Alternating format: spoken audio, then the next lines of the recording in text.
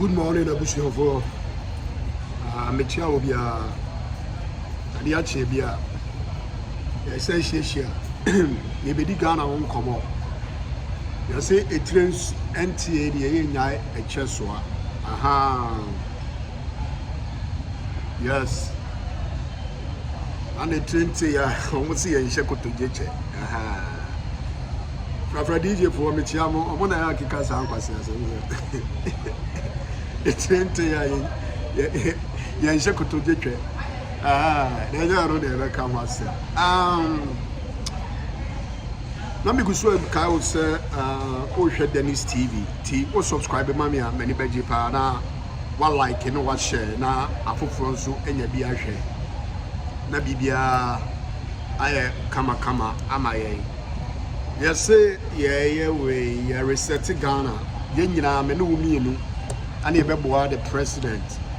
What you see here? Oko Ghana Constitution and 1992 Constitution. Almost say the power emanates from the people, by the people, and with the people. And you can't buy a no and a wo and me. And you'll be any a no and a woman maintain. So yet not be na yen shaha and I am my near corner, maybe so Ghana. Ghana Bejia Gunanoma Ayabasa, Nanoma Ayatantan time. And send baby in Akoso Ghana, Timino me and Lucy, Timijina, near ye partisan politics at one chain. Near ye address ye becano corre, Yanya bias, by ye becano corre, me Macasa Mohammedin and form meka. Mahama and Minister Beadins and form meka, Mahama MPBI, NDC MPBI, Moadi American. For the sake of Ghana, 18 biano, in your time, you better ha. I don't be going to say you need to maybe. What's your say? Now say, ye not sending a young Shahani, a young and Sembi or Yanka. Na ye just a young monk will be too jar. Ye bear who son nobody as a country and cannot overquay. Qua. What's your say? No more queer qua. Now, 10 biano meno Ghana youths and a many warm because of me future here, the youth of Ghana no future no any here. What's your say? Said too many Ghana and no man be brain some food be brain akoso Ghana. And no man be brain say Ghana. What's your say? Na say ye mu be no so anya ya address ye be kan okore e de no ma bi atoto ye. What's your say? E be and send be brain be si. At the end of the day, you know. Oman Ghana the best say President Bia Besisua odi 4 years. Se nipa ne pa no masama ne mandate biem another 4 years. We try 8 years ni bia asa. We need the opportunity to come back. 8 years to be now mo bi medini 4 years and only 8 years not on for money call and yimu what you say on for money call ditch him. Now at the end of the day the people our man this can be the people now Omanya Juma Kranya or Ghana and their sofa. Na Abusiaki Tuadi, family and friends. And the Omo cronies, na Omonkara enjoy. What's else here? Make I say Gabi or Chedako, Saquano, socks, scales, no, Saquana, Tumutunino. Maybe say, your friend is saying Gabi, Oditrumu. Maybe say.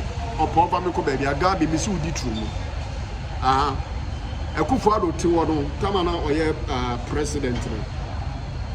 Jubilee House or no, not Trumu for be brain or Trumu for be brain. And on the campaign, or you Trumu for Sika, until another near break. I one sign a year, the command, just Parliament G2 Musi and passing into law. They are not yet man no one sign till now and what did the treason a pampa so cochini. May say, if you ask we Idi Amin, and it's Uncle Podu a Kufano on the most currently on a year or Mampenina will be the Africa so the Timor thing a Kufado. Boningua Papa Penity so wait the 83 or saying years. I dream Papa Bako Kurase any little. The beard free, I dream Bonnie, Chrono, a dam, na so onya kromfo anka yetimi di cash for seat Kennedy Japan to me baba man ye tiase say papa wait akonya ne so ko hu na ye $10,000 so be so ko hu akufu ado a na chese ye gi gate fee e wo Jubilee House ye gi gate fee and consultation fee no to me counseling it is say so for your counseling na akufu ado so e counseling wo ho e gi counseling fee $10,000 so me boa Ken boa me so me boa Kennedy Japan me yete cash for seat ya kai pay $100,000 ne de keka wo mo jeje ye aye bodam ni we akoyi ohwepo no ye friend say kojo ponkroma betena ase e defend san kwase asem we young guy ya onni nyansa ba kokora te say kojo ponkroma de mi hu bi da yarefo bi te say kojo ponkroma me fanto wo e man krofo be Ghana krono na akufo ado pese tembiano o vindicating nkrofo na tembiano o say Ghana ono the priority this will be say Ghana as a Ghana for ni ma akufo ado ne Ghana etwe manso because of JB Dankwa nti akufo ado ene Ghana etwe manso se Ghana for ni ma me kan kire mo MPP for ya no magini amone na ma kasa ba ha ke kan kwase ase no akufo ado ondo Ghana no ne Ghana etwe manso ne Ghana wo manso twe nipot mi distorti etimi change history osi JB Dankwa and they did the name Ghana ebaye oye kohwini oye kwase a oye kromfo somewhere 1952 and almost JB Dankwa at the Ghana edino ebaye really na time Ghana National Academy Nkromati and 48 or 47 1948 and 47 and otiminya school at two school needing Ghana National Academy also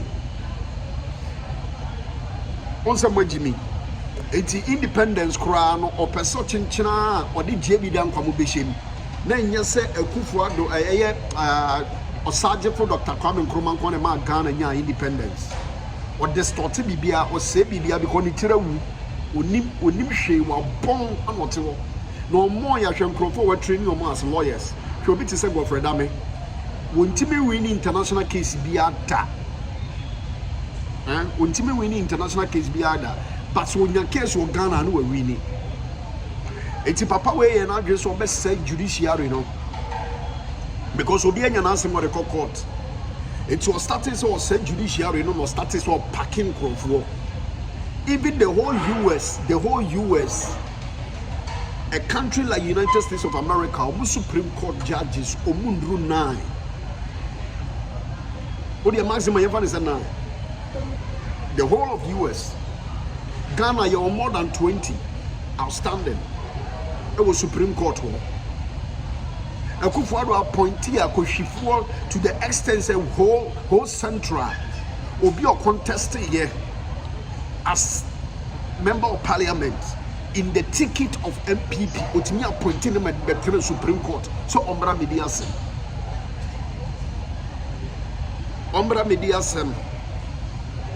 a non-MPP card bearing judge yere betre Supreme Court so ombra mediasem how can say and kokotena horo obedi asem na ma NDC it is NDC aban and answer NDC those that time in opposition omudi case bi akokota no malusi in the history of Ghana and yetiminya unanimous number 9.0 I mean 9.0 yetiminya 70 yetiminya whatever it will be a Justice Torkornoo and then beba betena panel ni subia no obutia the opposition was say your birth certificate Torkornoo say your birth certificate was say your BBA because of chrono ana obua Akufo-Addo manebo Akufo-Addo time na otimi exonerate ne nkrofo say Omundi Bonidia, meanwhile, now you full glare in the public say, Omundi Boni. He was so bold to come out there. Oban Wababe Claire in Crawford, into what was his name? Near from a clearing agent, because a buyer no be Claire. Cecilia Dapa, Crawford Bar, Mammy Penny, shall mean Cecilia Dapa, or Minimum Pa. Ninu Kunenchi, Bantama, not make me feel or feel the year of seat, meaning Papa, Mr. Eski, meaning Omama, me, Mammy o day, not or Tontoma or PZ. Nana ya ode omunyina no mo pemasem minim family no minim no mo brother or say eno mo mekika ho nyina minim family no minim papa ni fie nyina okoba ntema okwa brepo junction fie bu efre no shipum ho papa ni fie ba akono no eti ba ntema bia na papa na ankasa tre Cecilia da papa pate no kwaku na ntwi papa te no na ye just opposite. The entire mention kwaku na ntwi tama no ye shoes ni na me kofi ho na me ye shoes ni bi na mi so what you say kwaku na ntwi na owu ya Cecilia da person ni sika and the bedi no $1 million bi ni ade no or ye criminal or ye kromfo. At the end of the day, a good for to meet your love letter come Cecilia da person my dear Cecilia, meaning say you'll be exonerated or you'll be vindicated. I see I'm penny. You can't see a dear attempt. No bidding quasi as some young countries will be the chimis and put down for some young can say. That is why John the Baptist was brave to approach the king and says, who didn't quasi as some. And when you may change your equality, who didn't quasi as some. I saw your point to me about John Hope and said, John Yansu and Yanay. Or say, Mamma will be a cakai, Mamma Catu, so many Munai Bribe Gia. Would see me General Cap for children croppers or me a sacrament. To your sacrament, it is a good for the cohorts and then the cronies and the crop war. Ah, for the hatred of the nation, you don't pursue or would say or mine. To a fact, because she needed to say, Nimia Boa, a man be a chief justice. And Nimia Boa, free one, or the criminal from 4 bar to say. And I'm going to prove to you why you're for your criminal. Justice Torkornoo. I'm not be a chief justice of the Republic of Ghana, a nation like Ghana. A true stage be Emma, a nation like Ghana. Now, in the international level, in the Ghana, but to across so many countries, Ghanaian passport is so valued, so valuable. Then passport, who got to coin out the passport to almost all Ghana. No money at GKK. Among without so much questions because of so free Ghana, because Ghana had a great name. What you say? Ghana had a great name. Ghana was well reckoned in the international community. And I just say that Ghana was so respected as a nation. Ekufuado be say o man was say nsase, was say cocoa, was say mineral resource, was say nsu, was say bibia. No dey akotene ni tiri so na pampa so. What one na your friend na your dey na mjimi who can kwase ase. Like a nation like Ghana, you need and to say MPP doesn't have the authority, they don't have the right, they don't have the locals to even speak. They don't have that locals to speak. Maybe throw the entire chief justice here for Torkornoo here for. Maybe throw the entire criminal. Now constitution that done anymore also. And name your time no Timmy cover black law dictionary. And the ruling against an election petition in Ghana. Chachu Chiramania, you guys wanted to bastardize Chachu. Meanwhile, a bad law, you are no more closer to Chachu Chikata. a bomb from Connie, you don't want to bench, and no quasi. I didn't chimney some corner. Some of us, we come and speak with passion because of the love we have for the nation or for our dear country. In some Fonsa, Black Law Dictionary, written in the UK. In the UK archives, Anna, and Nini Abua, Podemi, Papano, or no so betina or edu rule here. And none the man chat to me use so word a quote Jeremiah can say. Omunsheye because one day the wind will become a whirlwind and only you know. Timi kunipa makumaku 8 because of election. One day odododio no esrem de come nipa 10 e election.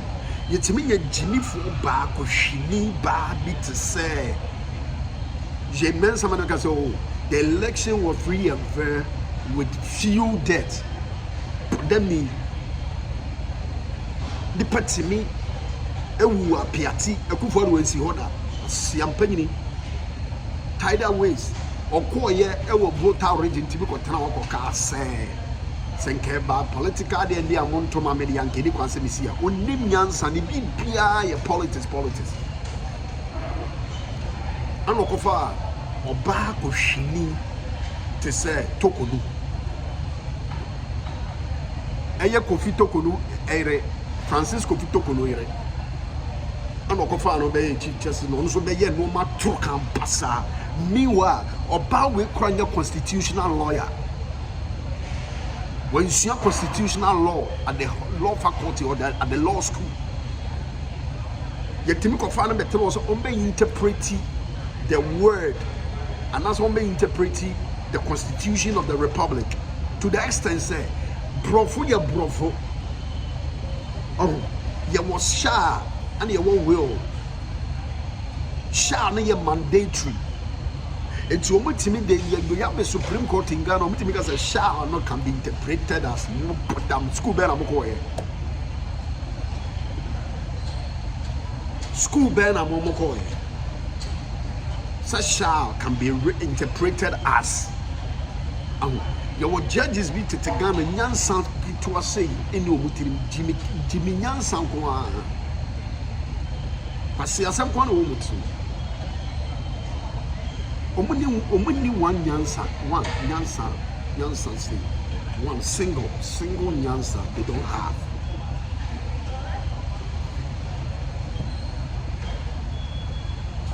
Professor Kwaku Asare, Ayafrano, aka Prophet Azar. Our professor, I will would my dear waping US. It's mutual petition for man. Say you need Chief Justice in Freehold. The first person to write a petition, Young Crawford and some of the petition command, Mahamado. The first people to write petition was Asare. A Kufadu Bunani Gususa, O free a bemuno no babe case. One fan called because of Sena in need in Yanaso, Abadam. And then Yamin Charlie, Mahama, and then Crawford I write a petition for the removal of the Chief Justice. Now, per whatever, no, so be true constitution, and be true petitioner, any conseil leaked, any conseil will be a who. It's Mahama being law abiding citizen or president. No person the constitution here jumenti or forward here because per the constitution is here the Brenna. I was so forward the command the Council of State. Or the command the Council of State. That Council of State no actimi asset a board with 3 justices, with 2 justices or so. Near Ding Crawford or more money judge or more money just a public people of Nipa Makumaku 3 ebekomo. Suprema facie is established, say, okay, case near valued the holy water. The moment now you did petition the Mahama, John Mahama forward the command, the Council of State, so Munshed case in the Munshimono. And one Chief Justice Choroba, yes, or person petition. yare say, which is not logic. Say I was a Muhammad man yare mami we. Fast forward. Case ne ba ya chi ya Muhammad petition command so him, which was sealed.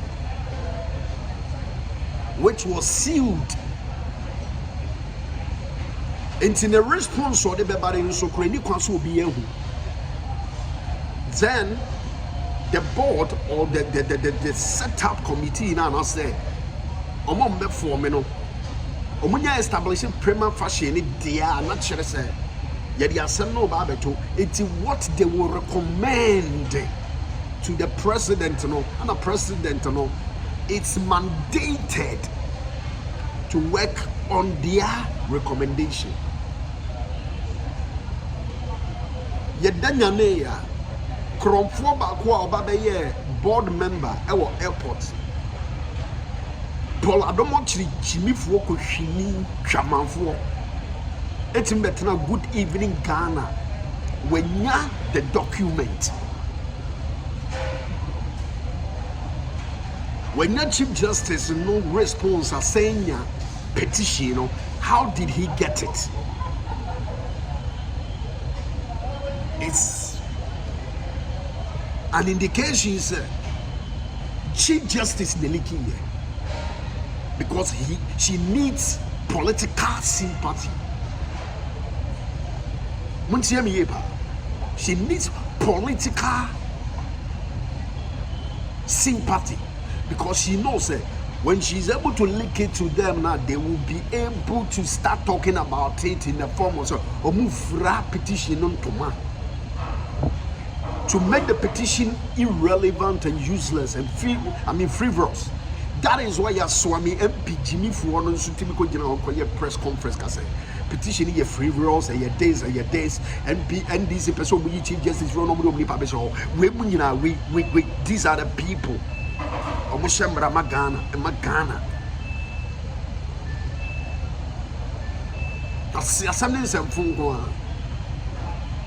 Those days, when the MPP need the and this is what I can't say was a faculty court because they knew that from the high courts, from the lower court to the highest being the Supreme Court. No,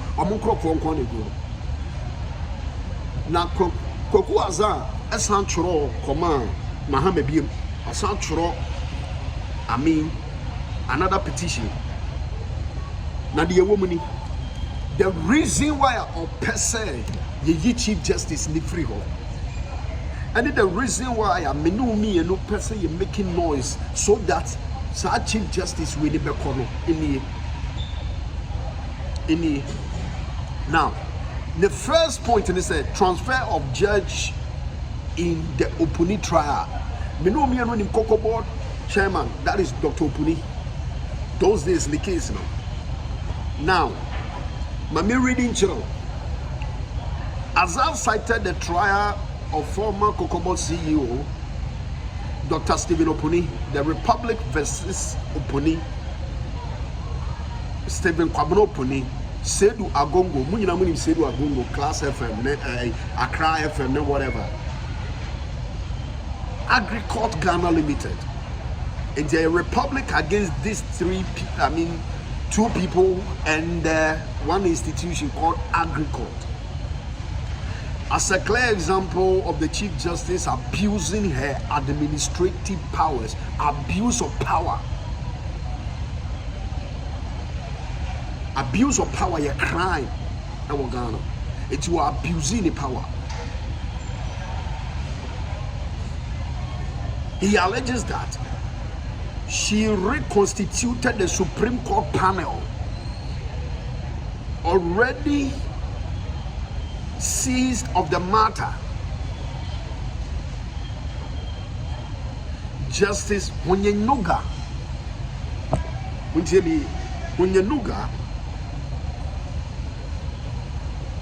who originally presided over the trial, retired. The case was reassigned to Justice Kwesi Anochijima, who ruled on the April 4th, 2023 that the trial should start afresh. Muntio, trial na akwa chese ye because Attorney General no get case there. Case said I won't court about 80 years. Omentimi enya anything. This particular case, yeah, the crop use fertilizer ni be etimi buy. Emo mbeka se fertilizer ne boa omo emo mu koko eso ye emo mu nyamfaso wo mu koko mu ya fado de novo etiensan started case ni bi taking into account witness demeanor and fairness concerns raised by the defense. This approach is standard in criminal trials. However, the Attorney General appealed this ruling on July 3rd, 2023. The Court of Appeal ruled that the High Court should adapt the previous proceedings, calling the decision to restart the case a misdirection. A misdirection. Subsequently, the Chief Justice transferred Justice Anochi Jima to Kumasi. That was when Omusa Dabi Justice Weno bet favor Opunini Agongo and Agricult. It's overnight not transfer judge to Kumasi.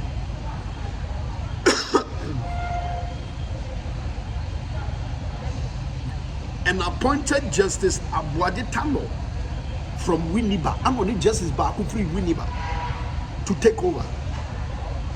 No explanation was given. One explanation there for the transfer, sparking public suspicion that it was politically motivated. The Kachira was a card-bearing member of the MPP. Torkornoo. 2. Reconstruction of panel in Dr. Opuni's appeal. It's Opuni's appeal. Anna Chief Justice Torkornoo Beivoy would sound reconstructing here or sound reconstituting another panel. Now, Dr. Opuni's team, legal team led by lawyer Samuel Kojo, filed an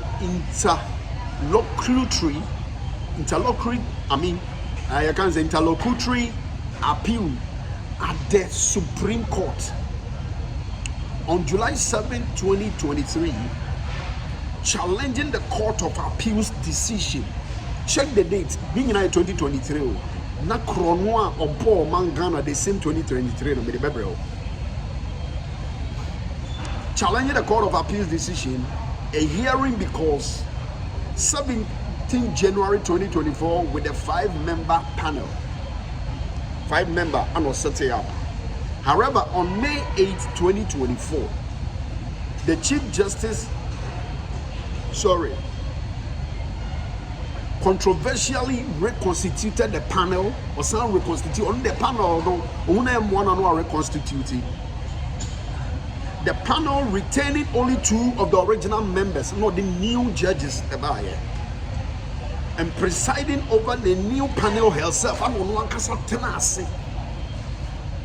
as a presiding judge.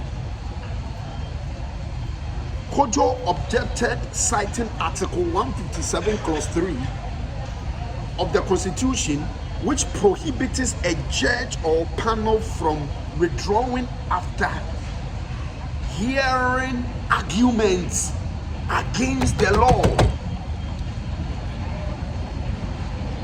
It's in the panel of interpreting law. No? She herself breaks the law by herself, bastardize the law, make the law useless. And Obibian Sua or breaking the Constitution and also breaking the laws of Ghana, no? Must be dealt with according to the law. Despite the objection, the reconstituted panel dismissed the appeal on June 19th, 2024, upholding the Court of Appeal ruling. Critics argue that the Chief Justice had no administrative authority. She had no administrative authority to reconstitute the panel without justification, suggesting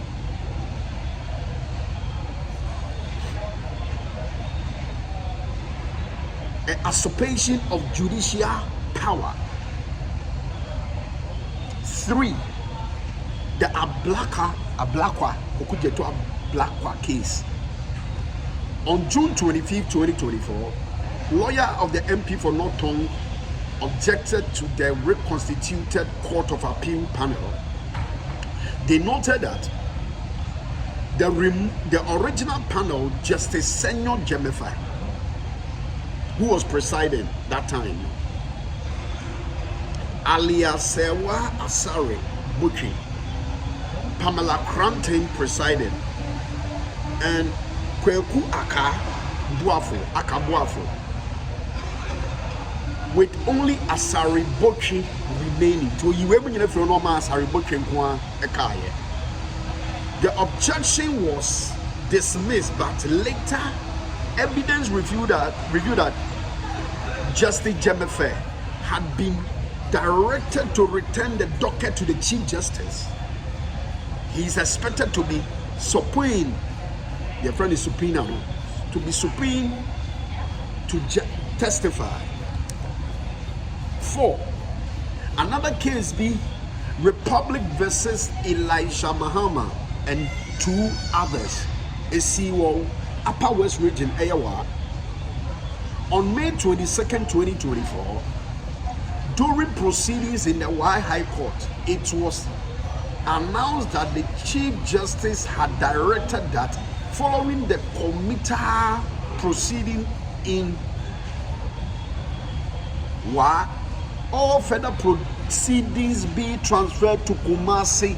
Assembly Siwa, Yedi Assembly Wa. I want no witnesses in the war. I want no biao. Then so Chief Justice to make us a case in the Kumasi. Then I Ghana near Yitimi and go to me called attack judge, pregnant judge, Kumasi, and many Ghana. Ya chain crofo ya don't go to court before or more assembly about you know what happened. MPP for including Kennedy Japan to me, Sikanko for the Betria, 1,800 Ghana cedis.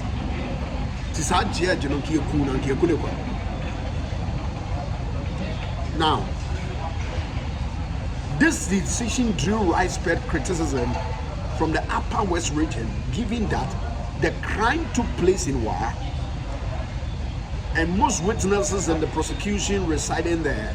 Although the Chief Justice eventually reversed the decision, the original directive was seen as arbitrary and unreasonable. Supreme Court will 5.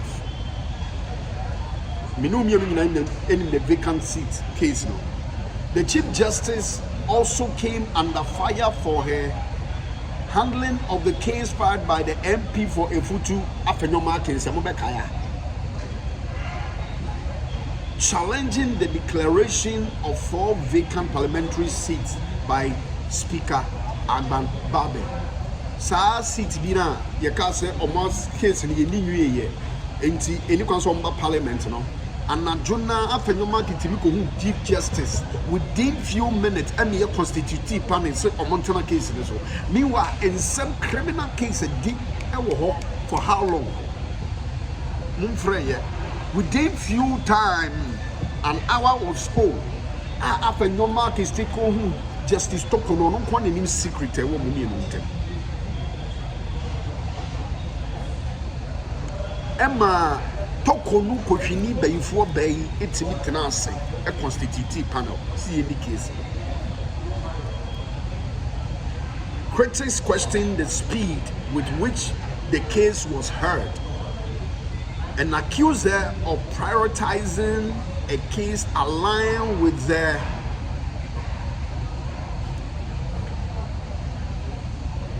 ruling New Patriotic Party. She was also criticized for declaring that Ghana was in a constitutional crisis. Some of us are case, because Parliament is not sitting. Emma Babi because Ghana is not in any crisis, constitutional crisis. Now, fast forward. Adomo Chirinya petition be according to Ono, at the better the good evening Ghana. Say or start I expatiate actually chirimu. Kwasia wokura case. Sa a year kotobesi airport ono your friend is saying Christmas tree na koto na ho asem kora yen kan wi ye. Wo ka so benya wutre di mo. Na ya na me DMDC for ho ya say mutimi mankrofo bi nya voices of Ghana ti se Paul Adomo chiri we aban we wapa mutimi ma Paul Adomo chiri ti nya voice kasa krompo bi ti se Paul Adomo chiri 800 million worth of Christmas tree. Ochirechirema also way in your case because Chief Justice travel no must be taken care of by Ghana government or whatever taxpayers' money. No call UK buy and I'm paying in here can UK the competition according to Odomotre who petition be according to Paul Adomotre and performing chose a Chief Justice called Trippy with Neba and then Nebani Nikunu NT Wabogana Krono. It's Paul Adomotre according to Nijimi, Sika Chief Justice the coin or returning 9,000 Ghana cedis. Now Paul Adomotre Jimmy to the sense of only say official travel, which is by the state, going to work for the state, and not there you can be accompanied by your husband and 2 other people also. That is official travel. And not yet different from a personal leave and also personal travel. And unofficial. Onimyansa said these people are talking about the unofficial traveling. Chief Justice, my name friend is Chief Justice or Chief Injustice. It's me to you at $10,000 per DM. Emane neba any niku $10,000.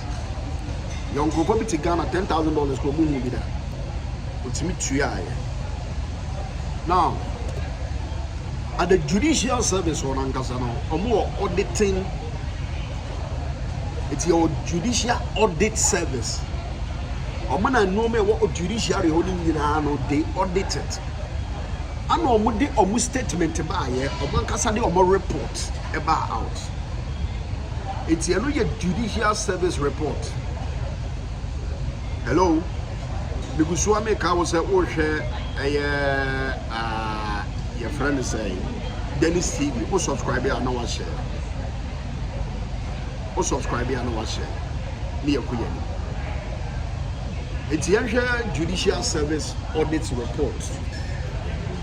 Now, the heading is disallowed expenditure. Mark the word, disallowed. Sika any concern would you so it's not allowed. Adibianzo a young farmer one disallowed expenditure $30,000 and 252,338 Ghana cedis market. Now, Pelmo report will started from the 21.21 now.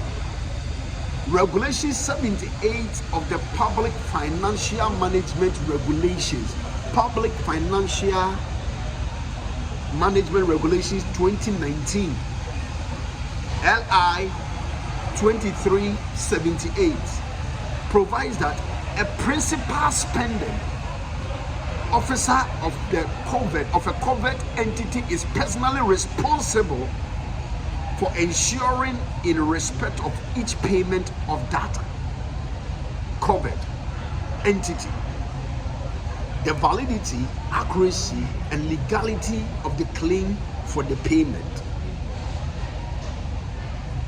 22. We observed during our review of the expenditure on foreign travel that where the judiciary honor no more say Chief Justice Lady Chief Justice traveled to Arusha, Tanzania. Now your official travel with her spouse, Mr. Francis Kofi Torkornoo, instead of her security for her annual leave. This was the annual leave and your official travel. Now annual leave no say one travel. The only person who can accompany you is your security aide. From 2nd to 10th September 2023. Jimmy said when you don't say he was 2023. And the instance said, or the security personnel bekono. I'm not going to find kunu edinachi. Emma Ghana born in the kunu ne hoka. The security need a permitina. Me kunu na wasam neneko. When you me aremi. Enon kodam chayo. We also noted that the Honorable Lady Chief Justice embarked on another vacation, private foreign travel, from 16th to 25th September, the same September now. Okoweno 2nd and about 10th. It's in the 5 days after. 5 days after. Sorry, 6 days after. Anosan travel with her daughter, Miss Edem Sarah Amiga Torkornoo, instead of her security to the United States of America. Wabrichi, yakoyanim. Wabrichi.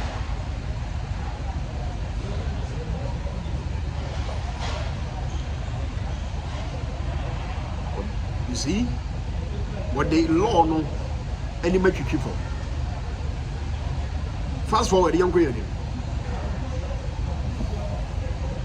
Jump to the 25. I'll say the practice contravenes the policy in page 37.2 section B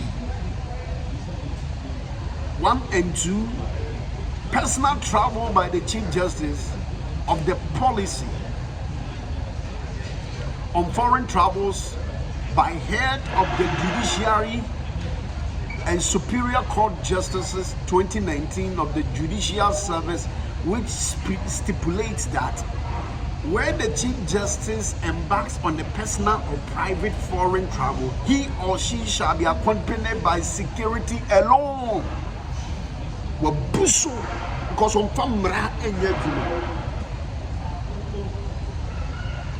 and your lawyer for would defend this and quasi a deal with lawyer for. It's an apology, man. To call law school 1 person over. Boom, until one person. And the young quasi a 4 bit to say Jimmy needed to say Swami MP. Or the press conference, or so a lawyer. It is a year one cause our private traveler, then state travel, and I say, yeah. And your official traveler, the only person who must accompany you is your security aide. And I said, Nipo Bohuman 20 says, we further notice that Miss Edem Sarah Amiga Torkornoo's air ticket, which is supposed to be a business class, just as that of the Honorable Lady Chief Justice, was rather the World Travel Plus Business Class, which resulted in an additional amount of $9,000 552 Ghana cedis in her ticket cost. Timmy Cotton a well traveled plus business class plus. Now, details as follows. Ns3ms3m Torkornoo, United States of America, $10,000 per year dollars. Cash of air ticket. Onokwa air ticket. What's a Ghana na mwechi no mwiti onokwa air ticket. 109,428 Ghana cedis. Mr. Francis Kofi Torkornoo, Tanzania no koye no. Ono so G $6,000. $6,000. And then the cost of air tickets is 74,160 Ghana cedis.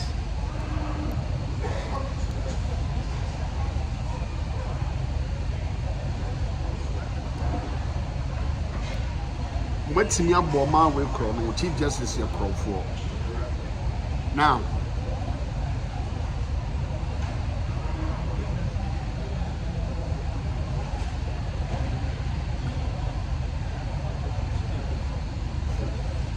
hey, we are super Ghana on. Share your uncle for Ghana or Jimmy or Ghana too much. Jimmy or Ghana too much. And a Ghana for allows Anquasi, I don't know, and of course. Chief Justice, they also occur because or your crime for or your criminal. Will put a man in Brazil or do a man in Brazil form. Wama o mano ayam kwasiama. Wama the integrity of the judiciary, no. I say, such a person is sitting there as a Chief Justice. Obi ko wia body a obi jeni no. Now maybe the any class say and Kayense woman say Chief Justice in the free so say she needs to be prosecuted or see the general. Because nobody is above the law. Now South say we manena. Yeah, masa say we na. Oba bodemi oba kushini we. What do you need to kwanya? Timi man per diem $10,000.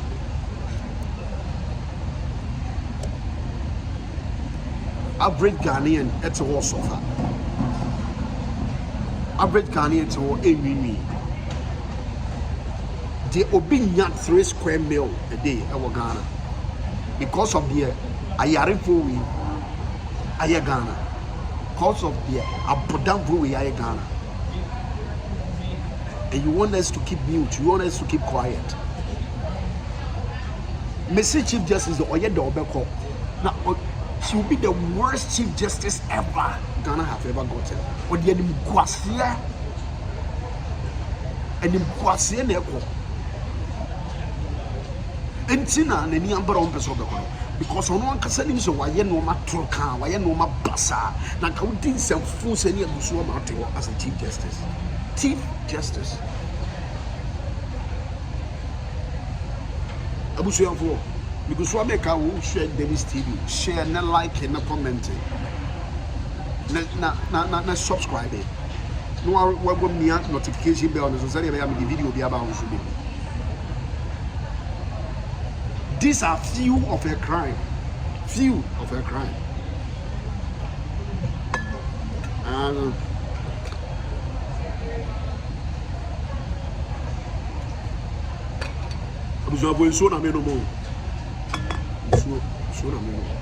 these are just few of her crime. So if we have a criminal as a Chief Justice, what are you expecting? If we have a criminal, why won't major criminals go scot-free under her watch? Why? Yenin kobo. A major question that I'm asking you. Yenin who kobo. na yɛde any update bi ɛbɛtɔ fo biara no na de bɛbrɛ mo any update unofficially mate sɛ yɛ suspended no but ɛnyɛ clear until so we get the news no we'll I mean notify you nyame nka ho nyame nyɛ ɔkɛseɛ na wonhyira wo na biribiara bɛyɛ fine Ghana benya ne ntoma pa afira Ghana will still become Ghana timumu kama ntoma yɛm biribiara bɛyɛ fine onyame nka ho ɛbɛhyia